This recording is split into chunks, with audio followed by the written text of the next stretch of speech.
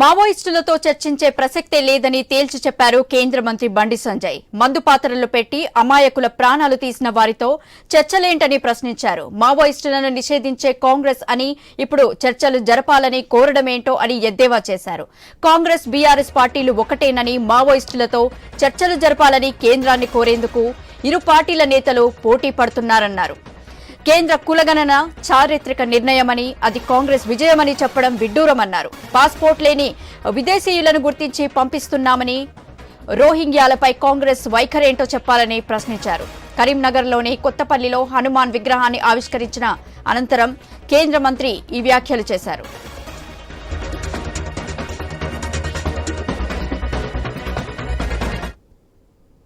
తుపాకులుంటాయి, మావోయిస్టుల చేతిలో తుపాకులున్నాయి, వాళ్ళు చేతిలో తుపాకులున్నాయి.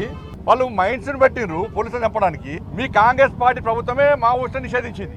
మీ ప్రభుత్వం మీ పార్టీని నిషేధించినటువంటి దాన్ని మీరు పడుచుకోకుండా దాని సామాజిక కొంత చూస్తున్న రాష్ట్ర ముఖ్యమంత్రి చెప్పడము, మంత్రులు దీన్ని ఖండించడము, ఇది మంచి పద్ధతి కాదు. కాబట్టి అనేక మంది అమాయకులను చంపినరు. వాళ్ళ దాని మీద ఈ సంఘాలు ఎప్పుడు మాట్లాడాయి. నిషేధింపబడిన సంస్థతోని ప్రభుత్వం ఏ విధంగా చర్చలు జరపాలి. అరే వరంగల్ జగన్మోహన్ రెడ్డి మా కార్యకర్తను చంపేసారు, మీ కాంగ్రెస్ పార్టీ నాయకులను చంపేసారు. చాలా మంది కేసీఆర్ గారు టీడీపీలో ఉన్నప్పుడు టీడీపీ నాయకులను చంపేసారు. కేంద్ర బలగాలను మైన్స్ పెట్టి ఇదే ములుగు ఫారెస్ట్ లో చంపడము వీళ్ళు సమర్థిస్తారా? ఇద్దరు నాయకులు సమర్థిస్తారా? చర్చలు జరిపే ప్రసక్తి లేదు. వాళ్ళు తుపాకీ వీడాల్సిందే, పోలీసులకు లొంగిపోవాల్సిందే, వాళ్ళ ప్రవర్తన మార్చుకోవాల్సిందే. మీరు అది నిషేధిత సంస్థ, ఆ సంస్థతో చర్చలు జరిపే సందర్భమే రాదు. ఇక దీనిపై మరింత సమాచారం మా ప్రతినిధి నవీన్ అందిస్తారు. నవీన్, చెప్పండి.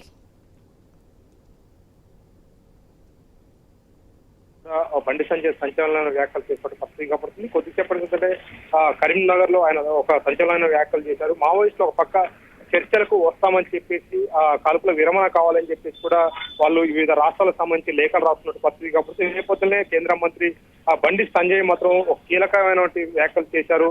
మావోయిస్టులతో చర్చల ప్రసక్తే లేదని చెప్పేసి కూడా తేల్చి చెప్పినట్టు పరిస్థితి కనపడుతుంది. ఎందుకంటే అమాయకులను చంపారు, అదే కాకుండా గిరిజనులను చంపుతున్నారు, ఇన్ఫార్మల్ పేర్లతోటి చాలా మందిని కూడా హతమార్చారు. అలాంటి వాళ్ళతో చర్చ లేదని చెప్పేసి కూడా వ్యాఖ్యానించినట్టు పరిస్థితి కాబట్టి అంతేకాకుండా మావోయిస్టులపై కాంగ్రెస్ ప్రభుత్వమే నిషేధం పెట్టింది. అప్పటి నుంచి ఇప్పటిదాకా నిషేధం కొనసాగుతుంది. ఈ నేపథ్యంలో వాళ్ళకి చర్చలు మళ్ళీ కాంగ్రెస్ పార్టీ చేయమని చెప్పడం అది కరెక్ట్ కాదని చెప్పేసి కూడా దీంట్లో అయితే వెల్లడించినట్టు పరిస్థితి కనపడుతుంది. పూర్తి స్థాయిలో కూడా మావోయిస్టులతో అంటే కేంద్ర ప్రభుత్వంలో ఉన్నాడు, కేంద్ర ప్రభుత్వంలో కీలక మంత్రిగా బండి సంజయ్ ఉన్నాడు. బండి సంజయ్ పూర్తి స్థాయిలో కూడా తానైతే తీవ్రంగా వ్యాఖ్యానించినట్టు పత్రిక పడుతుంది. ఎట్టి పరిస్థితుల్లో మావోయిస్టులతో మాత్రం శాంతి చర్చలు ఉండవని చెప్పేసి కూడా చెప్తున్నారు. వాళ్ళు తుపాకులు మొత్తం వీడి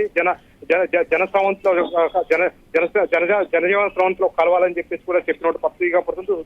తుపాకులతో ఉంటే మాత్రం ఖచ్చితంగా పరిగణించు, ఎందుకంటే వాళ్ళు పూర్తి స్థాయిలో కూడా మావోయిస్టులపై నిషేధం ఉన్న నేపథ్యంలో తుపాకులతో ఎట్టి పరిస్థితుల్లో కూడా ఉంటే మాత్రం దాన్ని ఒప్పుకోమని చెప్పేసి కూడా చెప్తున్నారు. అయితే గతంలో మావోయిస్టులపై నిషేధం పెట్టిందే కాంగ్రెస్ పార్టీ, మళ్ళీ ఇప్పుడు వాళ్ళతో చర్చలు జరపాలని చెప్పేసి కూడా రాష్ట్ర ప్రభుత్వం కోరుతుంది. అది కరెక్ట్ కాదని చెప్పేసి చెప్తున్నారు. ఎందుకంటే మావోయిస్టులు చాలా మందిని కూడా అమాయక గిరిజనులను చంపారు, అంతేకాకుండా అక్కడ ఉన్నటువంటి భద్రతా బలగాలను కూడా చంపారు. అప్పుడు ఎలాంటి మాట్లాడిన ప్రభుత్వాలు ఇప్పుడు ఎలా మాట్లాడితే ఎలా స్పందిస్తాయని చెప్పేసి చెప్తున్నారు. ఇసుకీలకైతే తేల్చి చెప్పినట్టుగా చెప్తున్నారు. ఎందుకంటే కేంద్ర ప్రభుత్వంలో ఒక కీలక పాత్ర పోషిస్తున్నటువంటి బండి సంజయ్ మావోయిస్టులతో చర్చలు లేవని చెప్పడం సంచలనంగా మారిందని చెప్పుకోవచ్చు. ఎందుకంటే పూర్తి స్థాయిలో కూడా మావోయిస్టులు 7 రాష్ట్రాలకి లేఖలు రాశారు. అదే కాకుండా పూర్తి స్థాయిలో కూడా ప్రభుత్వాలు చర్చలు జరపాలని చెప్తున్నారు. అయితే కొన్ని రాష్ట్రాల్లో ఇప్పటికీ బీజేపీ ఉన్న పరిస్థితి కాబట్టి ప్రధానంగా మనం చూసుకున్నట్టయితే ఎక్కువ కూడా సమస్య ఉన్నది ఛత్తీస్గఢ్ అని చెప్పుకోవచ్చు. ఎందుకంటే ఛత్తీస్గఢ్ లో కీలక మావోయిస్టు నేతలు ఉన్నారు, అంతేకాకుండా మావోయిస్టుల సంఖ్య కూడా ఎక్కువ ఉన్న పరిస్థితి కాబట్టి అక్కడ ప్రభుత్వం కూడా పూర్తి స్థాయిలో కూడా చర్చలు జరపమని కూడా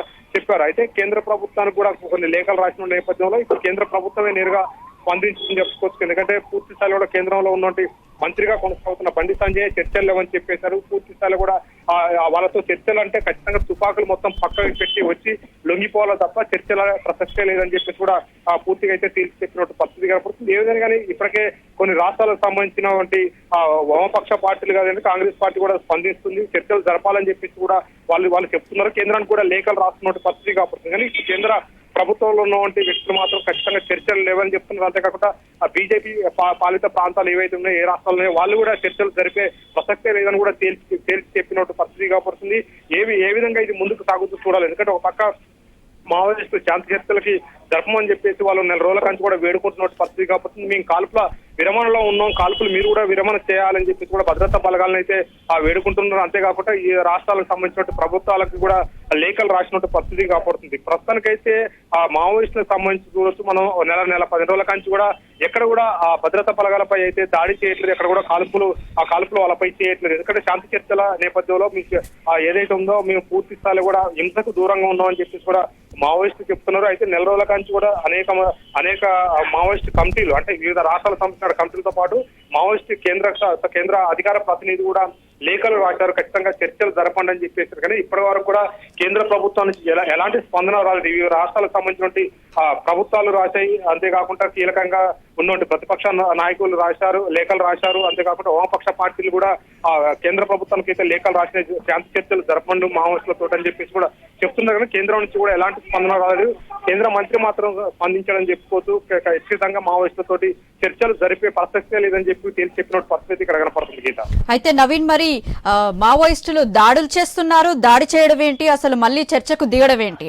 అయితే వాళ్ళ ఉద్దేశం ఏమని కనబడుతోంది?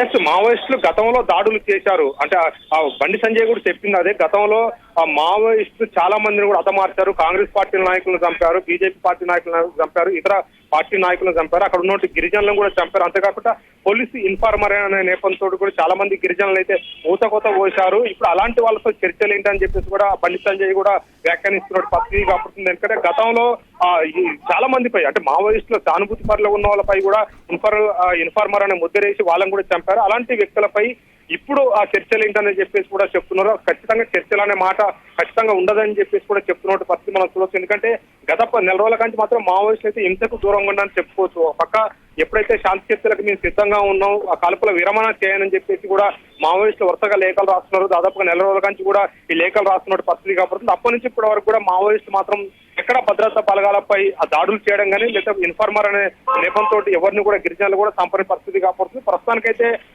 మేము అయితే కాల్పుల విరమణలో ఉన్నామని చెప్పేసి కూడా మావోయిస్టులు అయితే ఇప్పటికి రాసినటువంటి 4 లేఖల్లో కూడా పేర్కొన్నట్టు పరిస్థితి కాపాడుతుంది. అయితే కేంద్ర ప్రభుత్వం నుంచి స్పందన రావాలని చెప్పేసి కూడా గత నెల రోజుల నుంచి కూడా వెయిట్ చేస్తున్నారు. ఎందుకంటే చర్చలు జరపాలంటే ఇప్పుడు ఉన్నటువంటి ప్రధానంగా చూసుకున్నట్టయితే తెలంగాణలో కాంగ్రెస్ పార్టీ ఉంది, కానీ ఛత్తీస్గఢ్ లో కీలక పాత్ర పోషించేదే బీజేపీ. అక్కడ గవర్నమెంట్ బీజేపీ ఉన్న నేపథ్యంలో వాళ్ళు చర్చలు జరిపే పరిస్థితి లేదని కూడా వాళ్ళు కూడా తేల్చి చెప్పినట్టు పరిస్థితి కనపడతా ఉంది.